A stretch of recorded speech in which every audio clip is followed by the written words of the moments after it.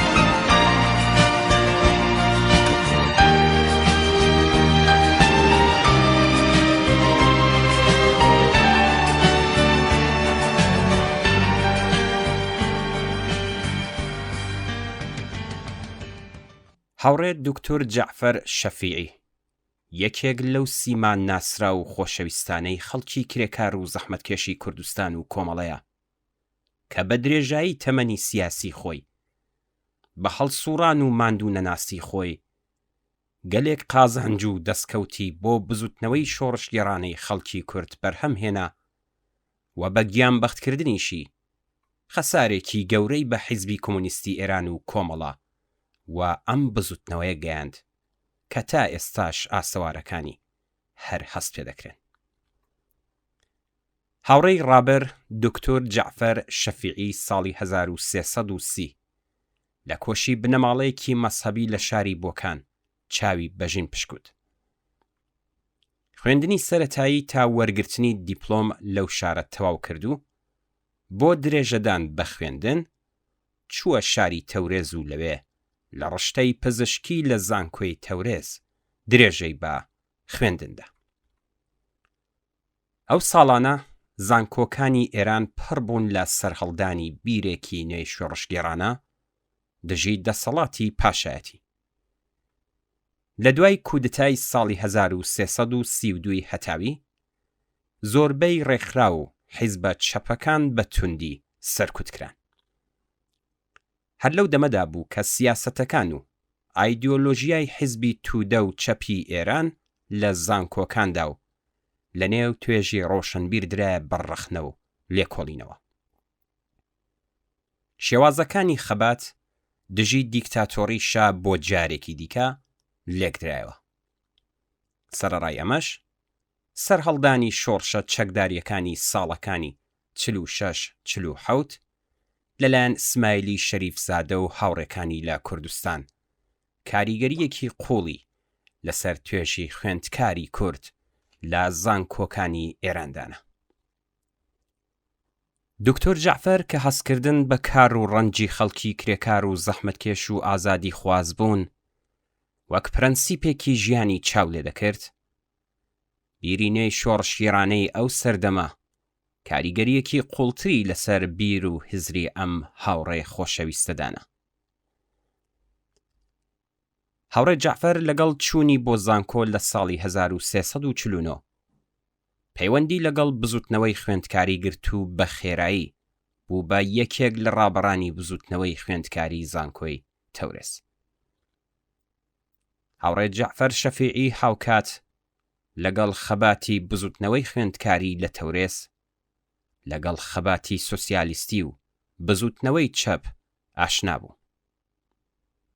هەر لەو سەردەمەدا بوو کە بەپێی سیاسەت و ڕێنوێنیەکانی کۆمەڵە هاوڕێ دکتۆر جەعفەر لەگەڵ کرێکاران و زەحمەتکێشان پەیوەندیەکانی نزیک کردەوە و بوو بە خۆشەویست و ڕابەری ئاشنای کۆمەڵە لە نێو کۆڕ و کۆمەڵە کرێکاریەکانی وەک ماشین سازی، کرێکارانی کەوش و کرێکارانی قاڵی بافی تەورس. دکتۆر جەعفەر لە ماوەیەکی کورتدا توانی ببێتە سیمای خۆشەویستی ناو کرێکاران و زەحمەتکێشانی کوردستان و تەنانەت دەرەوەی کوردستان، و هەر زۆر زوو پەیوەندی سیاسی و خەباتکارانی خۆی لەگەڵ کۆمەڵانی بەرینی خەڵکی چەوساوە و زەحمەتکێشی کوردستان گرێدا. هەڵسوڕانی پزیشکی ئەم هاوڕێیە بەستێنێک بوو بۆ پاراستنی نەهێنیەکانی تەشکیلات و لە هەمان کاتدا پەرەسەندن و بەهێزترکردنی پەیوەندیەکانی لەگەڵ خەڵک. دەستگیرکرانی هاوڕێ جەعفەر شەفیعی لەلایەن ڕژیمی پاشایەتیەوە لە ساڵی 1351 هەتاوی مەیدانێکی تری خەبات و خۆڕاگری ئەم هاوڕێیەمان بوو. جەلادانی ساواک پاش 6 مانگ ئەشکەنجە و ئازاردانی نەیانتوانی زمانی نەهێنی پارێزەری بکەنەوە. دکتۆر جەعفەر دوای ئازادبوونی لە زیندان شێلگیرتر لە جاران درێژەی بە خەباتی سیاسی و ڕێکخراوەی خۆیدا. هاوڕێ جەعفەر دوای تەواوکردنی خوێندنی پزیشکی لە زانکۆی تەورێز و گەڕانەوەی بۆ کوردستان دکتورێکی شۆڕشگێر بوو کە بۆ ساڕێژ و چارەسەرکردنی نەخۆشیەکانی خەڵک دێ بە دێ دەگەڕا، لەگەڵ ئەوەشدا خەریکی وشیاری سیاسی و ڕێکخستن و سازدانی پەیوەندی بەربڵاوی کۆمەڵانی خەڵک بە تەشکیلاتی کۆمەڵەوە بوو. دکتۆر جەعفەر ساڵی 1356 لەسەر بڕیاری کۆمەڵا بۆ کوردستان دەگەڕێتەوە. لەو ساڵەدا کە ئاخێزەکانی خەڵکی ئێران دژ بە ڕژیمی شا ڕەهەندێکی جددیتری بەخۆیەوە گرپوو. ڕێبەرانی کۆمەڵا لە بڕیارێکدا و بۆ ئامادەبوون بەرامبەر بە هەر چەشنە کردەوەیەکی سەربازی و بۆ بەهێزکردنی باڵی چەکداری کۆمەڵا چەند کەس لە ئەندامانی خۆی ڕەوانەی کوردستانی عێراق کرد تا لە ناو ڕیزەکانی یەکێتی نیشتمانی کوردستان ئامادەی سەربازی و چەکداریان بەهێز بکەن. هەر بۆیە ساڵی 1357 هاوڕێ دکتۆر جەعفەر لەگەڵ چەند هاوڕێیەکی تر بۆ ئەم مەبەستە هەڵبژێردران و بۆ ماوەیەک لە نێو ڕیزەکانی یەکێتی دامانەوە. لەو دەورانەشدا دکتۆر جەعفەر بە ناوی دکتۆر عەزیز و وەک پزیشکێک ژیانی زۆرێک لە پێشمەرگەکان و خەڵکی ئەو ناوچەی لە مەرگ ڕزگار کرد. سەرەڕای ئەو ماوە کورتەی چالاکی دکتۆر جەعفەر لە باشووری کوردستان تا ئێستا ناو یادی ئەو لە نێو دڵی خەڵکی ئەو ناوچەیە و پێشمەرگەکانی ئەو کاتی یەکێتیدا لەبیر نەچۆتەوە. هاوڕێ جەعفەر لەگەڵ ڕاپەڕینی گەلانی ئێران بە دژی ڕژیمی پاشایەتی گەڕایەوە بۆ مەکۆی شۆڕش لە کوردستانی ڕۆژهەڵات. لەم ڕاپەڕینەدا هاوڕێ جەعفەر وەک ڕێبەرێکی جەماوەری و ڕێکخەرێکی خەباتکار و جێی متمانەی خەڵک لە شاری بۆکان دەرکەوت. دکتۆر جەعفەر لە سەروبەری شۆڕشی کۆمەڵانی خەڵکی ئێران و بەتایبەت بە دوای هێرشی دڕندانەی کۆماری ئیسلامی لە 28 گەلاوێژی ساڵی 1358 بۆ سەر کوردستان وەک ڕێبەرێکی بزوتنەوەی شۆڕشگێڕانە لە کوردستان دەوری گێڕا و بوو بە سیمای ناسرا و خۆشەویستی کۆمەڵانی خەڵک. هاوڕێ جەعفەر لە کۆڕ و کۆبوونەوە و میتینگەکانی شاری بۆکان و مەهاباد لە ساڵی 58 بە سوخەنڕانی و بەشداری ڕاستەوخۆی سەرنجی خەڵکی بەرەو لای خۆی ڕادەکێشا و بەشداری ڕاستەوخۆی لەگەڵ بەرەنگاری ئەو هێرشەی کۆماری ئیسلامی بۆ سەر کوردستانی دەکرد. هەروەها دەستیدایە دامەزراندنی نەخۆشخانەیەکی خەڵکی لە شاری بۆکان کە خەڵکی ئاواییەکانی دەوروبەر بەتایبەت هەژاران و زەحمەتکێشان بۆ ساڕێژ و چارەسەرکردنی نەخۆشیەکانیان ڕوویان لەو نەخۆشخانەیە دەکرد کە دکتۆر جەعفەر بۆ خۆی لەوێ بێ بەرامبەر ساڕێژ و چارەسەری برین و نەخۆشیەکانی دەکرد. دکتۆر جەعفەر بە هەڵسوڕانی ماندووی نەناسانە و تێکۆشانی بێوچان وەک سیمایەکی هەمیشە زیندوو لە بیر و هزری خەڵکی ئەو ناوچەیە ماوەتەوە. هەر لەو ساڵەدا دکتۆر جەعفەر وەک ئەندامی کومیتەی نێونەرایەتی کۆمەڵە لە وەفتی نێونەرانی گەلی کورد بۆ وتووێش لەگەڵ نێونەرانی کۆماری ئیسلامی بەشداری لە دانوستانەکان کرد. شۆڕشگێڕی و ڕاشکاو بوون لە قسە و کردەوەدا یەکێک لە خەسڵەتەکانی دکتۆر جەعفەر بوو لە وتوێژەکان لەگەڵ وەفتی کۆماری ئیسلامی لە خۆی نیشاندا. دکتۆر جەعفەر لە چەندین متینگ و کۆبوونەوە لە شاری بۆکان جەماوەری خەڵکی لە ڕاستیەکانی ئەو وتوێژانە و سەرجەم سیاسەتەکانی ڕژیم لە کوردستان و ئێران ئاگادار دەکردەوە. بەم جۆرە دەور و نەخشێکی گەورەی لە ئاگاسازی خەڵک سەبارەت بە ڕووداوەکان دەجێڕا.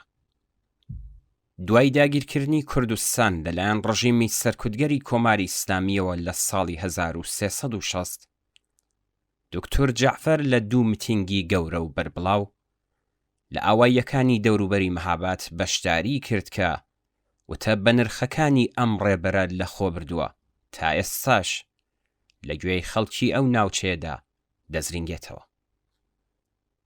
هاوڕێ جەعفەر لە ساڵی 1358ەوە تا کاتی گیانبەختکردنی ئەندامی کومیتەی ناوەندی کۆمەڵە بوو.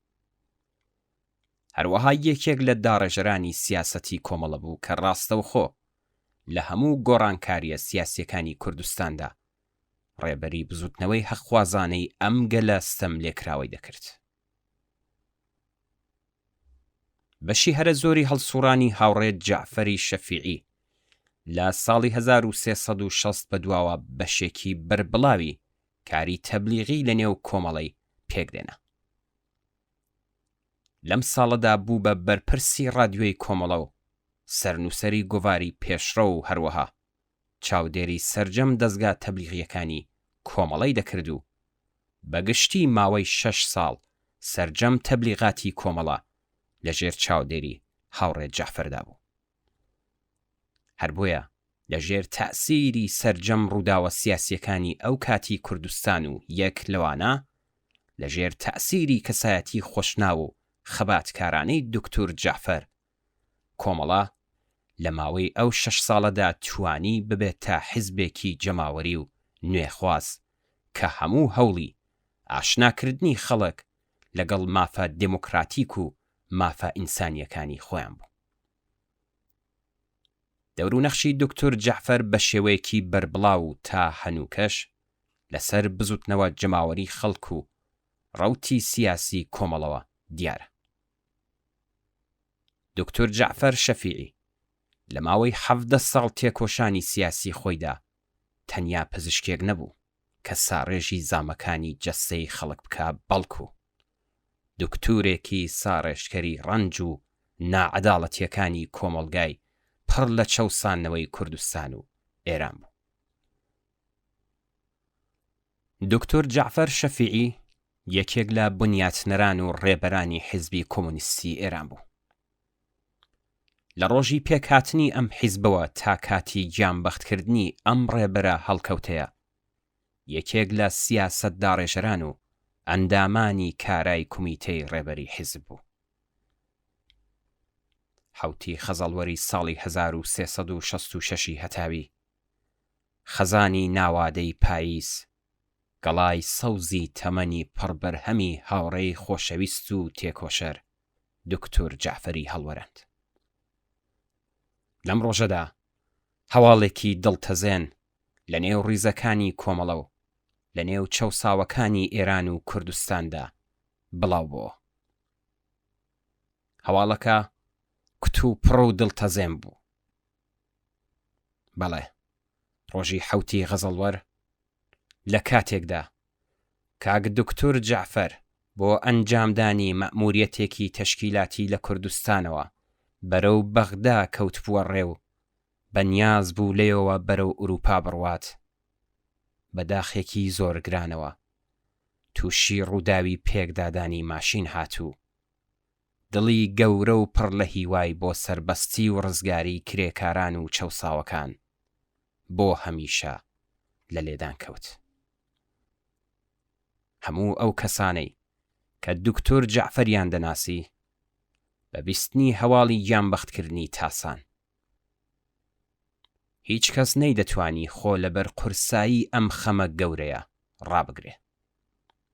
هیچ کەس نەیدەویست و باوەڕی نەدەکرد ئیتر دکتۆر جەعفەر لە ناوماندا نەماوە و هیچ کەس ئامادە نەبوو وشەی تاڵی مەرگ بە بەژنی بەرزی ئەم تێکۆشەرە ماندوو نەناسا ببڕێت. بەداخەوە هاوڕێ دکتۆر جەعفەر لە تەمەنی 36 ساڵیدا چاوە گەش و پڕهیواکانی لێک ناو، دڵی گەورە و لێوان لێوی لە هیوای سەرکەوتن بۆ ڕزگاری ئینسانی چەوساوە بۆ هەمیشە لە لێدان کەوت و سەنگەری خەباتی شۆڕشگێڕانەی کوردستان و چینی چەوساوەی بە ئێمە هاوڕێیانی سپارد. گەورەترین ڕێزلێنان لە یادی هاوڕێی هەمیشە زیندوو هاوڕێ جەعفەر شەفیعی و هەموو گیانبەختکردوانی ڕێگەی ئازادی و سۆسیالیزم تا گەیشتن بە لووتکەی بەرزی سەرکەوتن درێژەدان بە ڕێگای پڕ لە شانازی و بە بایەخی ئەوانە و بێگومان یاد و بیرەوەریەکانی هاوڕێ جەعفەر شەفیعی بۆ هەمیشە لە نێو دڵی ئێمەدا زیندووە، چونکە خەبات بۆ ڕزگاری ئینسانی چەوساوە و زۆر لێکراو هەمیشە درێژەی هەیە.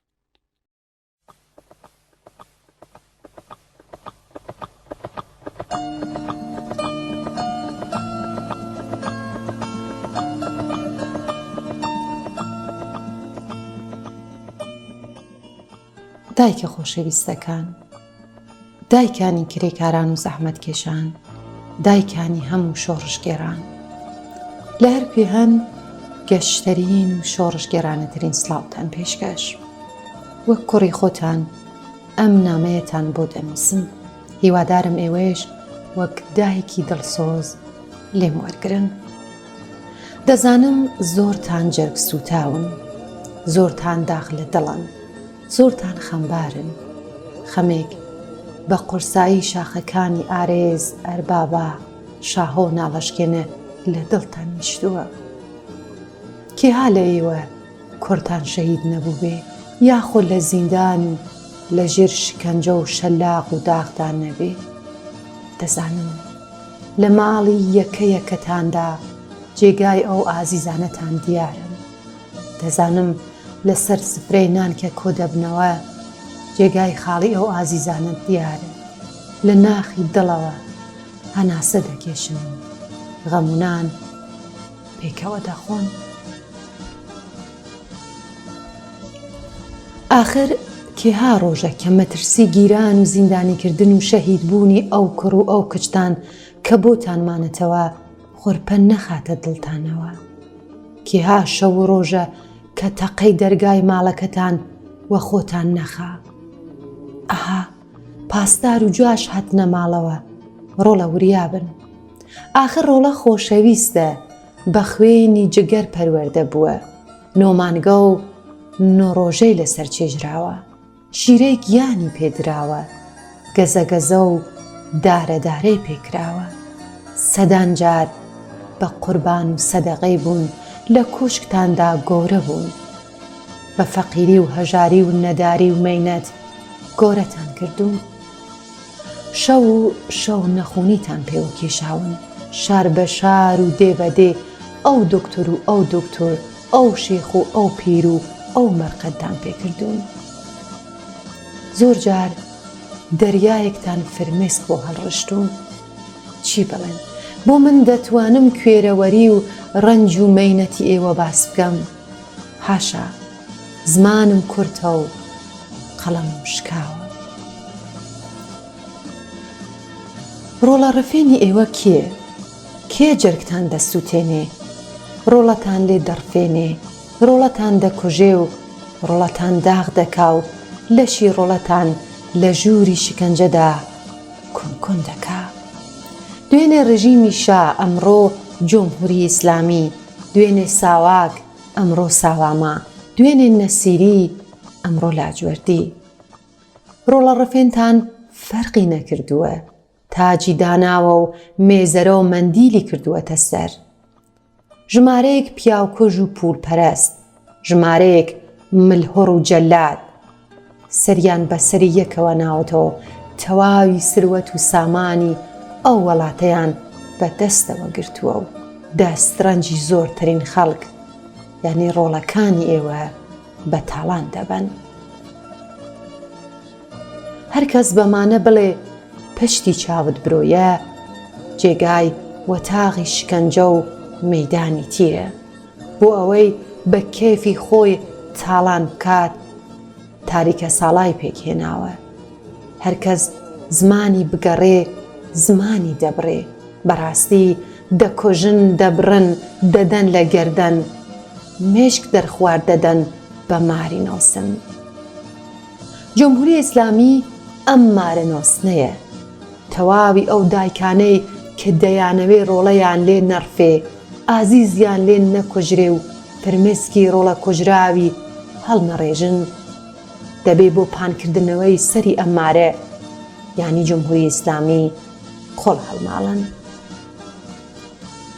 بەڵام دەبێ وشیار بین، مارێکی دیکە نەیت و مێشک داوا بکات و ڕۆڵە بڕفێنێ. دەزانن دەبێ چی بکەین؟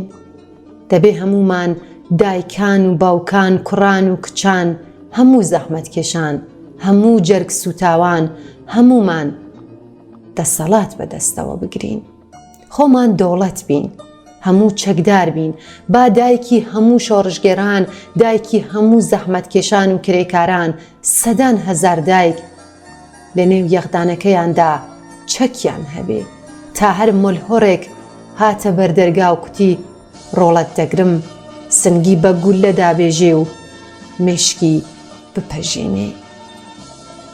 دایکە خۆشەویستەکانم، ئێمە بۆ ئەو نیزامە تێدەکۆشین، بۆ نیزامێک کە ئازاد بژین و خۆشبەخت بین، شکنجە و زیندان و دار و ئیعدام نەمێنێ و ئازادی و سەربەستی جێگای بگرێتەوە.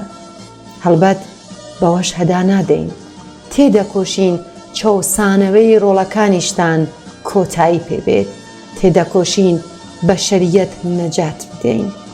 بەڵێ ئێمە بۆ ئازادی و سۆسیالیزم خۆڵمان هەڵماڵیوە.